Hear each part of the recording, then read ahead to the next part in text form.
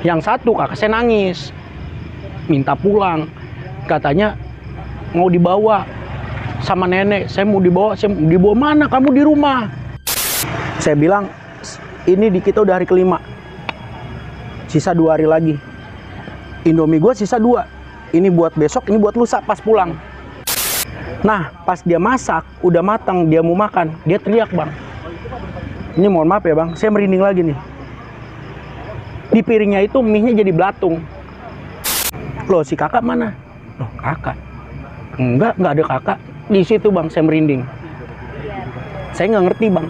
Maksudnya apa? Terus akhirnya saya ngomong, loh, kan tadi si kakak ikut. Abang saya yang nikah. Iya, ngantri. Mau mandi. Lu gila ya? Lah dia mah di rumah sono habis nikah. Buset, Bang, itu bulu kuduk, Bang. Saya naik, Bang. Adik saya tuh nggak mau tidur di kamar. Udah, Lek, gue tidur sama lu. Sampai adik saya gini, lu ngeliat kan, Lek, itu kakak? Ih, gue ngeliat, orang dia ngantri. Tapi nggak negor, Bang.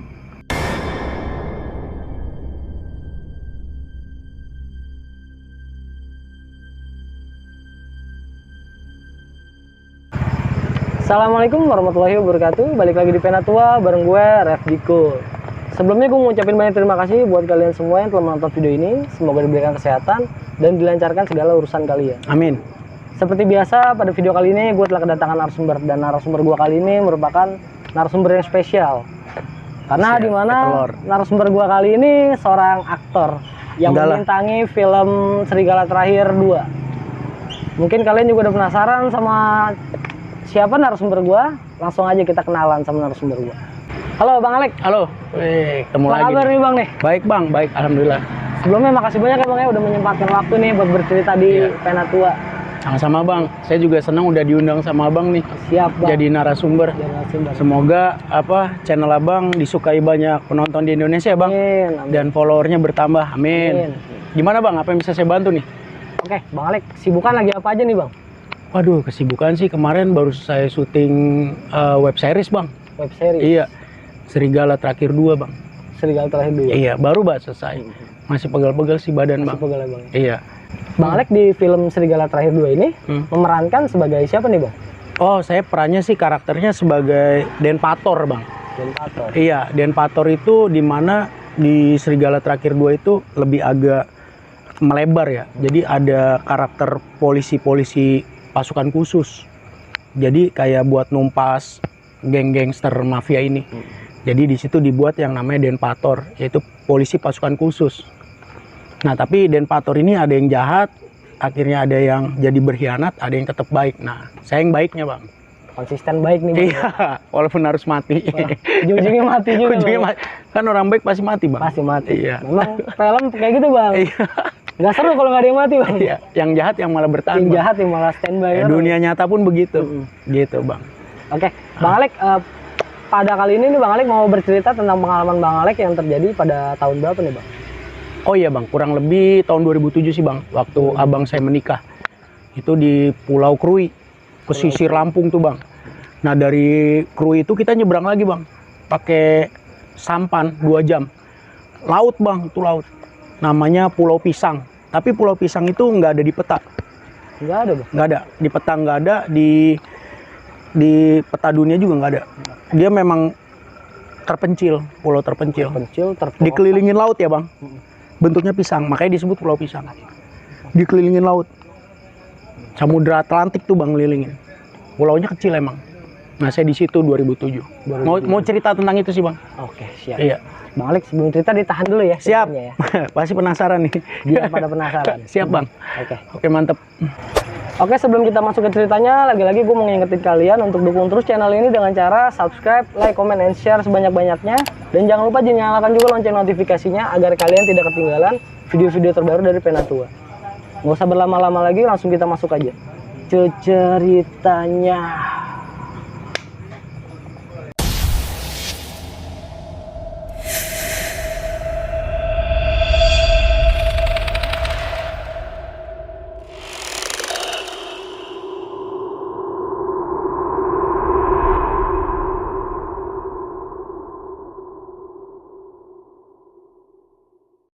Oke, Bang Alek, bisa diceritain nggak dari awal gimana kisahnya?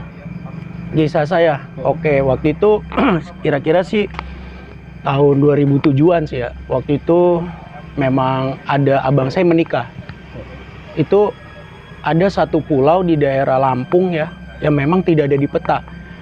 Jadi jarak perjalanan tuh abis dari Merak, saya nyebrang tuh ke Bakauheni. Dari Bakauheni tuh ke Bandar Lampung, terus ke Lampungnya ujungnya lagi, nah itu 6 jam dari Bakauheni. Pelosok banget lah bang.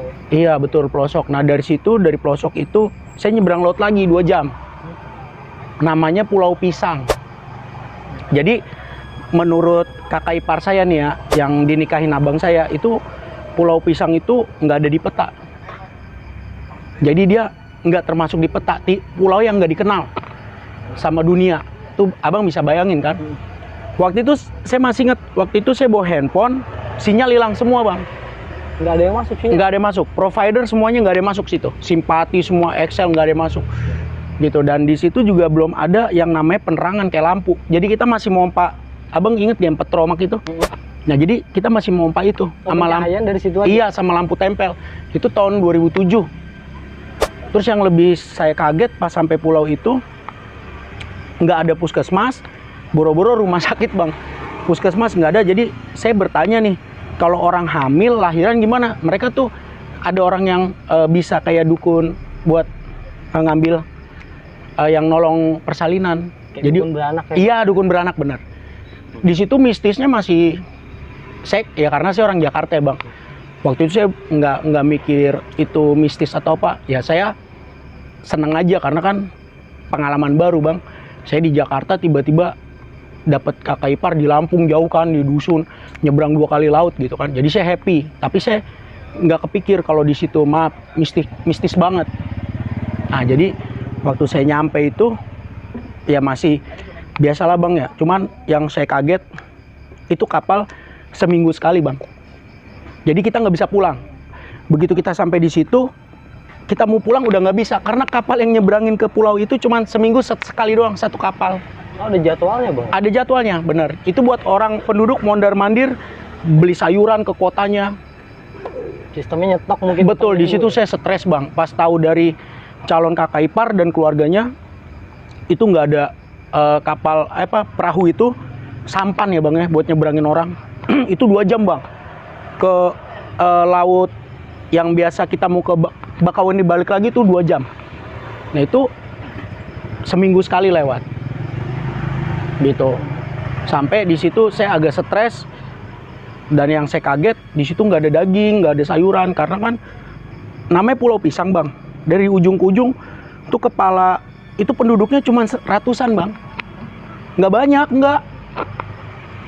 Jadi sampai saya di situ saya stres, nggak bisa kemana-mana, provider hilang, sinyal semua hilang. Nah di situ saya waktu itu kan begitu nyampe kita disediain rumah. Ya rumahnya itu udah lama bang nggak dipakai. Pas saya tanya abang saya, kata abang saya itu rumah kakeknya istrinya dia. Udah lama meninggal ceritanya. Oh udah meninggal? Udah lama. Nah waktu itu saya tidur, ya waktu itu yang ikut adik saya, kakak saya cewek 2, sama abang saya laki 1. Jadi kita ada berlima. Nah kita tidur, sebelum tidur itu siangnya saya nemu itu bang, apa? Buku album, tebel gitu, album. Saya ambil, saya baca, saya lihat gitu ya. Itu foto-foto waktu dia meninggal. Oh jadi albumnya ini album foto pada saat si kakek meninggal? Kakeknya istrinya abang saya. Itu difotoin, dicetak, ditaruh di album gitu. Nah saya lihat tuh bang, banyak tebel kan, album yang dulu tuh tebel ya, gede banyak. Adik saya ya biasalah, ih mayat begini mayat begitu gitu kan. Ada yang pas lagi dikasih kapas. Memang waktu itu fotonya udah ompong bang, kakek-kakek. Ini udah tulang semua nih, Saking kurusnya ya pak? Saking kurusnya, adik saya ketawa. Ya mau nggak mau saya juga jadi ketawa. Oh iya kurus banget gitu kan. Ya udah, kita habis ngobrol-ngobrol gitu, taruh lah bang. Nah malam pertama itu bang, saya nggak tahu itu, karena saya biasa di Jakarta nggak mikir setan kan, rame ya bang ya. Pas malam itu saya ngeh sekitar 1:30, saya ngendusin. Awalnya itu, wah saya merinding nih bang. Tuh. Jadi waktu saya tidur itu memang angin banyak gitu. Cuman kata keluarganya calon istrinya abang saya, depan laut. Jadi memang sering banyak angin. Udah saya biasa aja.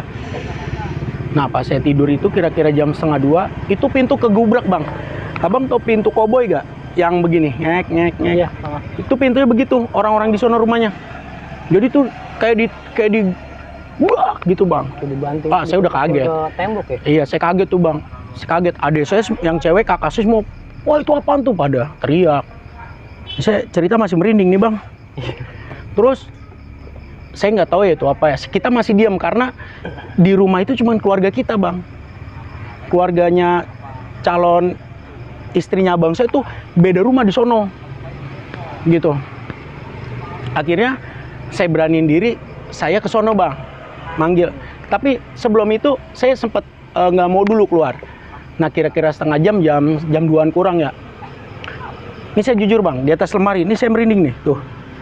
Itu sosok bang. Jadi saya nggak tahu ya, dia tuh diri bang. Abis diri dia duduk di lemari. Tapi saya nggak ngerti dia ngapain. Di situ kita kabur bang semua tuh. Saya merinding nih bang, tuh. Kita kabur semua tuh. Saya merinding nih.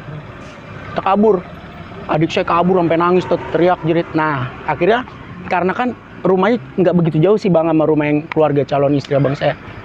Saya ketok, kaget semua mereka. Datang tuh mereka ke rumah yang saya tinggalin. Cek itu kakek yang tadi album saya lihat bang. Sosok yang abang temui? Iya, dia nggak suka. Gitu bang, dia nggak suka dengan kehadiran kita, apalagi geratakan. Terus adik saya yang cewek tuh udah ketawa-tawa bang lihat fotonya dia. Bercanda. Nah waktu itu pas istrinya, orang tuanya, bapaknya calon istrinya kakak saya itu datang, dia ngobrol bahasa Lampung bang sama tuh kakek. Oh jadi pas keluarganya si mempelai cewek ini datang, sosok kakek masih ada? Masih, dia ngobrol di dapur, di atas lemari itu. Tapi digiring ke dapur, katanya kita nggak boleh lihat. Saya merinding nih bang, tuh. Abang lihat, saya merinding banget. Gila sih bang. Iya, makanya saya dari situ, abis dia ngobrol gitu, udah anteng, kita nggak mau tidur. Kita minta satu orang perwakilan dari situ nemenin. Nah, usut punya usut, ya cerita juga ya, si bapaknya calon istri abang saya itu cerita. Kita manggilnya ayah. Dia orang pinter juga bang di situ. Terus dia bilang, itu kakek yang fotonya kamu lihat.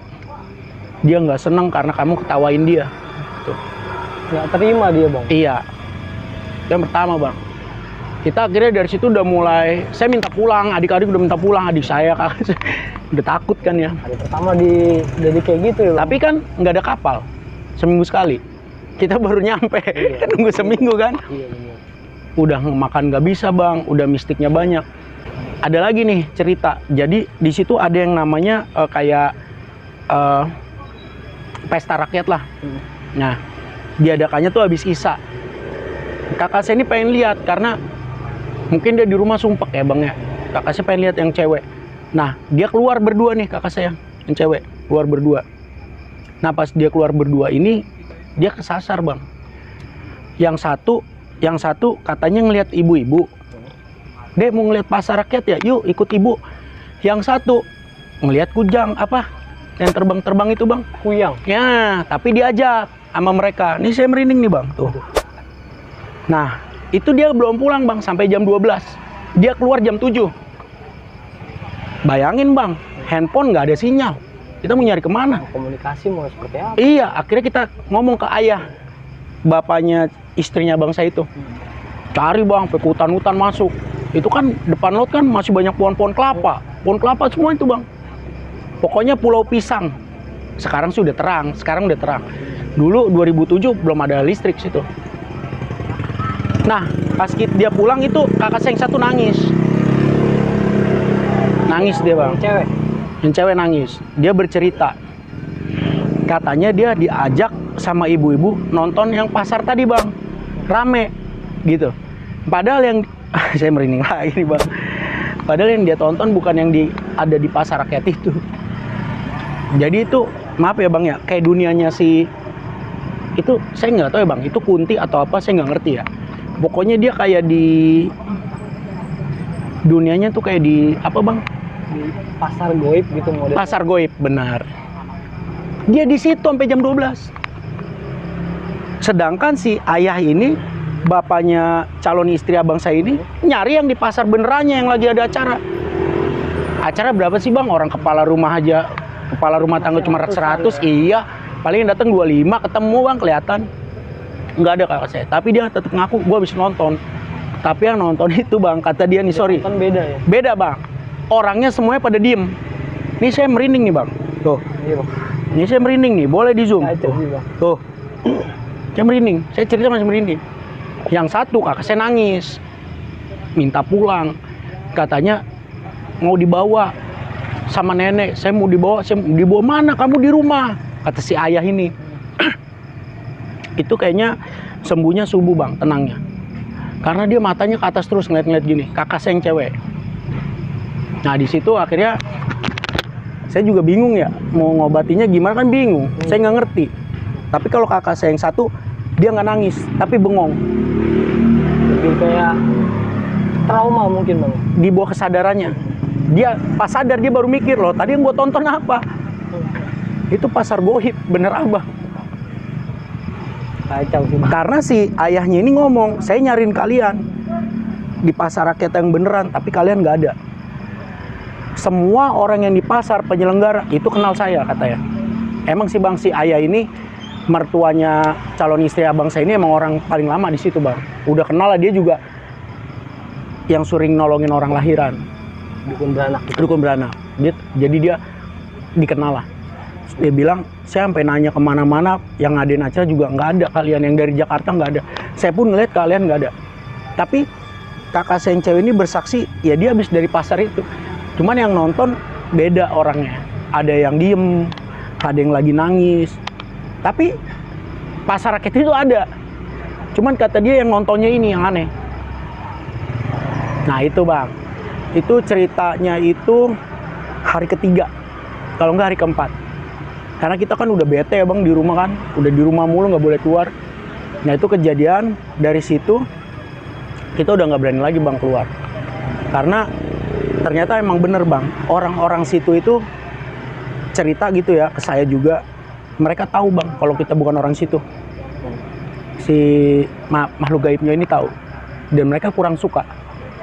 Oh mereka terganggu. Terganggu, apalagi orang Jakarta tanpa ada tata krama. Maksudnya tata krama, datang tuh nggak ada assalamualaikum, terus nggak ada permisi, nggak ada kulon nuwun lah kalau orang Jawa bilang. Mereka terganggu. Nah mereka nggak suka, makanya mereka seperti itu. Akhirnya saya dikerjain, kakak saya yang cewek dikerjain. Jadi kita tuh setiap habis maghrib udah umpel-umpelan bang tidur, gitu kurang lebih. Pada rapet semua aja ya. Rapet. Nah itu yang kedua bang. Yang terakhir ini yang pengen saya ceritakan. Waktu itu saya inget banget bang. Kita mau pulang. Kebetulan bang, sisa dari Jakarta nih saya bawa Indomie ada 2. Itu saya ingat banget, kakak saya cewek. Dia minta Indomie. Saya nggak kasih. Saya bilang, ini di kita udah hari kelima. Sisa 2 hari lagi. Indomie gue sisa 2. Ini buat besok, ini buat lusa pas pulang. Karena maaf ya bang, saya nggak doyan ikan. Saya ngedoyan daging juga kan. Jadi Indomie inilah penyambung nyawa saya pakai nasi kan. Udah kesel bang. Jadi dia pengen ke warung takut. Ini udah malam nih. Dia pengen ambil Indomie saya udah umpetin. Serba salah kan? Iya. Akhirnya dia beli bang. Emang di belakang rumah tuh ada warung. Tapi dia ajak adik saya. Nih saya merinding lagi nih bang nih. Saya sebenarnya cerita ngeri bang. Jadi ternyata bang, karena kita kan di rumah itu udah nggak ada keluarganya calonnya istri kakak saya nih, udah pada pindah lagi ke rumah sono sebelah. Iya, jadi kita doang nih, udah aman lah, udah dibacain lah ya. Kita nanya, kakak saya yang cewek namanya Weni. Weni, emang sudah ada warung? Ada, siang gue lihat, tapi saya nggak pernah lihat bang. Saya nggak pernah lihat. Padahal saya sering main ke laut lewat situ. Saya tanya adik saya tuh namanya Anita. Nah, emang lu lihat? Enggak. Dia bersikeras, deket kolek di belakang sini, kata dia. Ya udahlah, gue minjem senter, dia bilang. Di jalan tuh bang sendiri. Ya kita namanya Dia kepengen makan, adik saya sih udah marah, udah lu kasih aja Indomie lu, udah sayang tinggal 2 kan. Bawa tuh bang Indomie, dia bawa pulang, bener ada. Ya saya sih, tapi saya nggak pernah lihat tuh warung. Nih saya merinding nih bang nih. Jadi warung tuh sebenarnya memang kesaksian dari yang lain tuh nggak ada yang pernah ngelihat. Nggak ada. Makanya saya bingung. Tapi dia pulang bawa Indomie. Saya masih inget bang, ini promosi gak bang kalau saya sebut mereknya? Ya boleh aja, nggak apa-apa. Nggak apa-apa ya. Itu saya inget banget. Warna hijau. Ini pas dia udah makan, dia teriak. Pas dia masak nih bang, ya seperti Indomie biasa bang. Nah pas dia masak udah matang, dia mau makan, dia teriak bang. Ini mohon maaf ya bang, saya merinding lagi nih. Di piringnya itu mie-nya jadi belatung. Belatung bang? Belatung. Ini tuh saya zoom aja. Tuh. Ini saya merinding nih. Wah ini bang. Saya udah nggak ngerti bang. Ini what the hell gitu kan? Ini di mana sih gua? Udah, akhirnya saya kasih Indomie saya bang. Bismillah lu masak, dia udah nggak doyan bang, makan udah nangis lah, udah teriak-teriak. Nah sekali lagi tuh saya ketok, saya ketok yang rumah ayah itu, mertuanya abang saya, bacain sama dia. Sekali lagi bang, dia ngomong, ini akibat kita kurang beretika di tempat orang. Jadi apa yang udah kita tanam itu kita tuai. Memang sih bang, maaf katanya bang, kita waktu masuk ketawa-tawa, kita nggak ada yang sholat. Terus kita juga kayak nggak menghargai lah. Itu bukan Jakarta, itu pulau terpencil di pesisir, bahkan di peta aja nggak masuk. Abang bayangin, boro-boro rumah sakit puskesmas nggak ada, lampu penerangan belum masuk. Bisa bayangin nggak bang hidup di situ? Belum tradisional banget. Itu pohon kelapa, pohon sawit bang, kan yang tinggi-tinggi gede tau kan, pohon sawit, buset bang. Itu kalau udah angin bunyinya bang, campur-campur kayak ada yang ketawa. Itu bener bang, ini kalau misalkan ada orang-orang Sumatera gitu, khususnya orang Lampung, tahu mereka. Namanya deket Krui, Pulau Krui. Itu Pulau Pisang, itu mereka tahu. Nah, singkat kata singkat cerita, kakak saya tuh diobatin lagi lah sama si ayah, benar si ayah. Nggak boleh keluar, nggak boleh apa, karena dia lagi diganggu. Psikisnya dia paling lemah di antara kita berlima. Psikis dia paling lemah dan dia bisa kayak dipengaruhi gitu dibanding saya dan adik saya. Nah dari situ akhirnya kita sepakat bang untuk sholat. Terus di situ kita zikir, istighfar sebisa kita. Mulai sholat emang sih bang berkurang. Cuman saya ngerasa kayak getaran-getaran. Abang tahu kayak pintu kebuka sendiri. Itu terjadi bang. Walaupun kita udah sholat. Masih terjadi tuh? Masih terjadi. Ini saya cerita masih merinding nih. Jadi waktu itu posisi gini bang. Kalau rumah kita kan, ini rumah nih. Walaupun kamar mandinya jauh, tapi tetap di dalam rumah. Posisinya di belakang aja, deket dapur. Dia enggak bang. Jadi gini, ini rumah. Satu rumah. Dia punya pintu belakang buka. Di pintu belakang kita keluar dulu ke kanan, baru dia bikin kamar mandi sendiri. Oh di luar daripada rumah itu? Iya, itu kakak saya lagi teriak bang. Apa itu bang? Kekunci. Di kamar mandi? Iya, nih bang. Dia lagi pipis. Itu kurang lebih jam 11, setengah 12. Nah jadi, saya nggak ngerti ya. Itu, ya memang banyak mistisnya di Pulau Pisang itu. Di Krui itu banyak mistisnya bang. Saya sih berharap saya nggak balik lagi ya ke situ ya. Emang saya juga udah nggak mau. Kapok ya. Itu kakak saya kalau lebaran ke situ ya dia sholat, gitu kan, istighfar. Dia ya pokoknya melakukan hal-hal yang positif lah bang. Iya kayak mendoakan arwah-arwah. Memang ternyata bang, ini maaf lagi ya. Itu ternyata di belakang rumah kita kuburan. Mereka tuh nggak punya kayak kuburan khusus kayak di Jakarta, TPU Tanah Kusir, TPU Karet, enggak. Mereka ya udah, misalkan nih, abang rumahnya di situ, salah satu anggota keluarga abang meninggal, ya kuburin di tanah abang. Masih di dalam rumah? Rumah iya, di halaman luar. Iya, kalau abang punya teras ya di teras, kuburin situ. Jadi setiap kita jalan rumah tuh ada kuburan. Nah, yang lebih parahnya lagi bang, mereka tahu kalau kita bukan orang situ. Si makhluk-makhluk goib ini mereka tahu. Ngenalin loh bang. Ngenalin. Nah terakhir kejadian bang, saya sih ini sebenarnya saya bukan so jago ya bang ya. Waktu itu memang saya kurang bisa menerima nalar. Ah masa sih gitu kan. Saya pernah, jadi kakak ipar saya itu punya adik cowok. Dia suka berenang ke laut, suka metik sawit. Saya pengen nyamper dia, pengen ngajak main gitu kan. Waktu saya ke rumahnya itu kira-kira jam 7 lah bang, habis isya. Nah saya main sama dia tuh bang, diajak tuh kita ke pinggiran pantai jam 7 malam itu, ke pinggiran pantai. Terus kita melihat-lihat kayak apa sih bang, kan di sana ada durian juga tuh, udah mateng belum pohon. Sampai lupa waktu, 10:30 bang. Nah pas kita pulang itu, saya nggak tahu ya bang, ini saya sebenarnya masih agak takut cerita. Jadi waktu saya pulang itu, saya udah ngerasa kayak ada yang ngikutin. Tapi saya nggak ngomong ke adiknya kakak ipar saya ya, namanya Ide.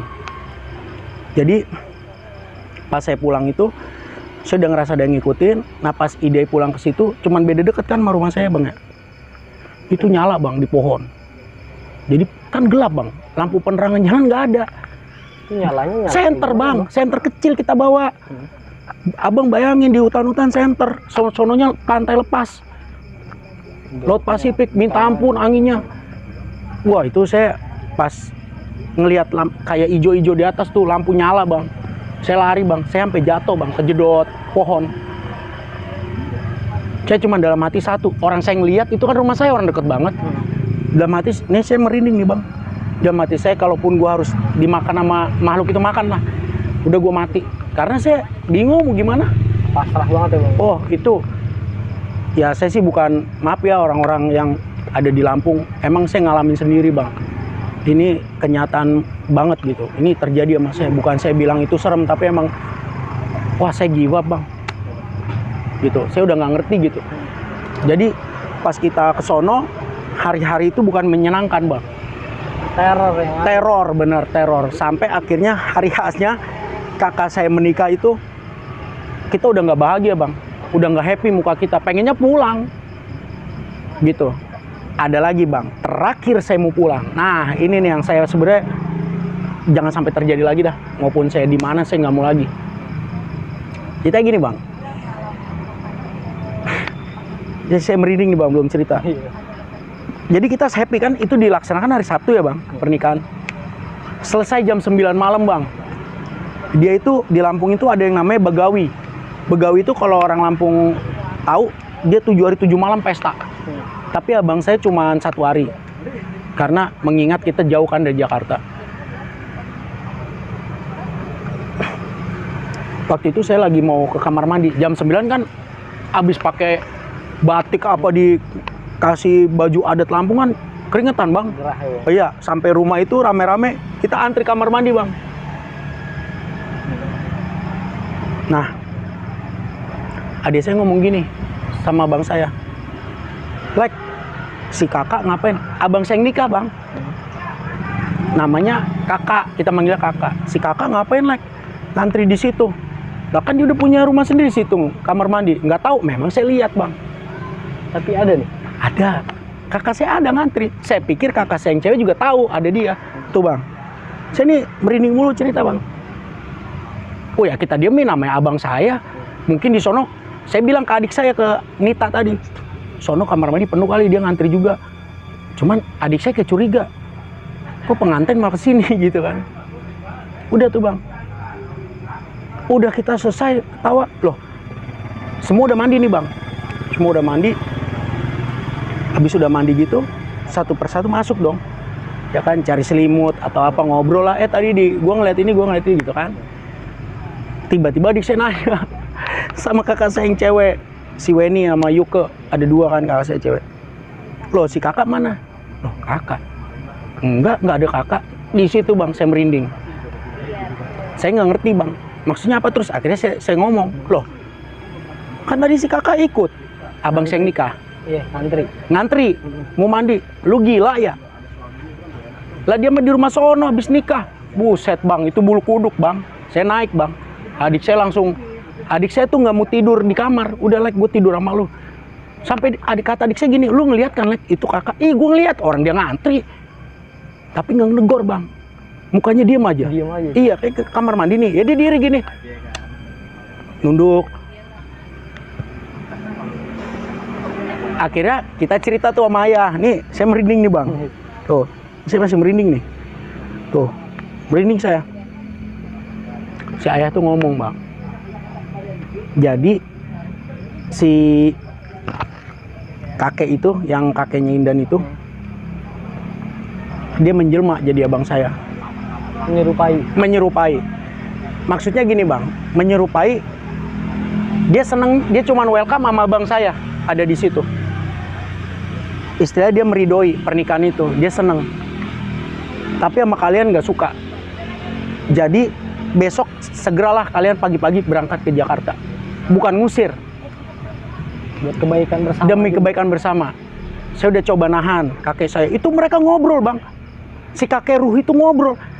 Sama si ayah ini ngobrol bahasa Lampung. Saya denger.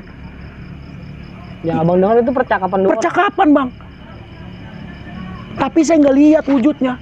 Tapi dia ngomong pakai bahasa Lampung. Contoh ya, saya contohin. Dia ngomongnya di dapur. Ya jangan begitulah. Nah mereka saudara kita. Jangan diganggu. Ya kayak gitulah, Bang. Cuma pakai bahasa Lampung. Yang mungkin kalau saya terjemahkan seperti itu. Nah itu habis dari itu saya udah cuman bisa diem, Bang. Memang, Bang, pada saat saya landing di pulau itu, nih maaf ya, Bang, dulu kan namanya saya masih muda ya, Bang. 2007 tuh saya pakai anting, Bang. Anting, pakai kalung, pakai gelang. Mereka tuh nggak ada yang suka. Jadi kalau ada orang dari Jakarta atau orang luar datang ke Pulau Pisang itu dengan pakaiannya nyentrik, kayak piercing gitu, mereka tuh pada kayak nggak demen, Bang. Budayanya masih sangat terbelakang, belum modern. Ya, jangankan modern, Bang, listrik aja nggak ada. Masuk, ya. Iya, dia ngelihat orang berpenampilan dari luar masuk pakai piercing, aneh lah, Bang. Apalagi, maaf, Bang, apalagi arwah, makhluk-makhluk goib. Oh, benci banget, Bang. Akhirnya saya lepas tuh, Bang.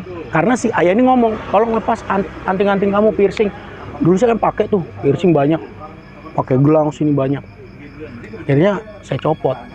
Nah, habis dari itu, pas kita mau pulang, kita udah nggak mau terjadi apa-apa lagi.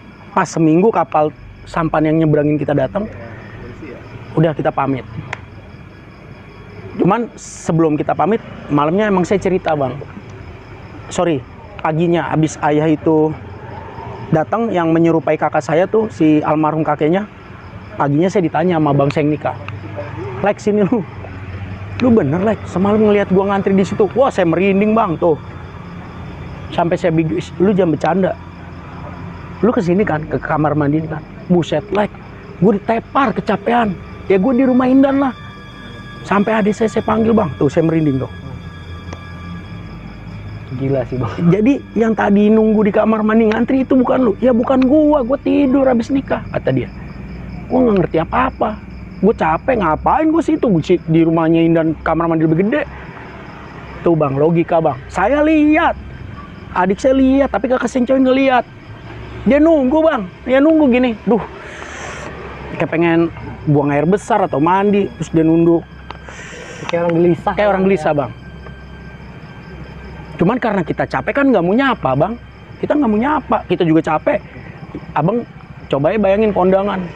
Diri, nemenin keluarga kita kan capek, Bang. Kita pengen mandi, udah pengen tidur. Gitu. Makannya udah nggak mau kan. Apalagi negor. Tapi pas paginya saya tanya, dia yang kaget. Iya, gue pagi dibilangin ayah, katanya lu didatengin lagi, tapi menyerupai gue. Wah, itu di bawah alam nalar kita ya, Bang, alam sadar kita. Ternyata mungkin kita nggak pernah tahu ya, Bang. Ternyata ada alam mereka yang memang mungkin mereka terusik dan terganggu dengan kedatangan kita, yang mungkin benar si ayah bilang kita kurang sopan, kurang beretika. Itu benar. Memang beda kultur juga kali, Bang. Benar, beda kultur. Dari Jakarta ke sana. Iya, kita kan di Jakarta kan udah 2007, Bang. Jakarta udah boro-boro setan, Bang, ya kan? Iya.